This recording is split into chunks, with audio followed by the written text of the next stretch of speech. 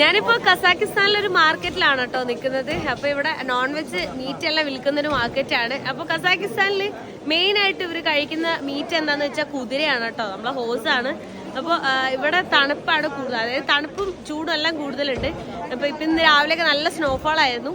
ഇപ്പോൾ രാവിലെ മൈനസൊക്കെ ഉണ്ടായിരുന്നു, ഇപ്പോൾ ഒരു 4 ഡിഗ്രി ഒക്കെയാണ് ഉള്ളത്. ആക്ച്വലി വിന്റർ തീർന്നു, സ്പ്രിങ് സ്റ്റാർട്ട് ചെയ്യാനായിട്ടുണ്ട്. അപ്പോൾ ഈ കുതിര എന്ന് പറയുന്നത് നല്ല തണുപ്പുള്ള സമയത്ത് ഈ കുതിരയുടെ ഇറച്ചി കഴിക്കുമ്പോൾ നമ്മളെ ബോഡി എല്ലാം ഹീറ്റ് ആവും കേട്ടോ. അപ്പോൾ അതുകൊണ്ടാണ് ഇവർ കുതിരേനെ കൂടുതലായിട്ട് കഴിക്കുന്നത്. ഒരു കുതിരേനെയൊക്കെ കൊന്നിട്ട് എന്താ പറയുക, ഫ്രിഡ്ജിൻ്റെ ഉള്ളിൽ കയറ്റി വെച്ച് കഴിഞ്ഞാൽ അത് അവരിങ്ങനെ കട്ട് ചെയ്ത് ഇതുപോലെ യൂസ് ചെയ്യും.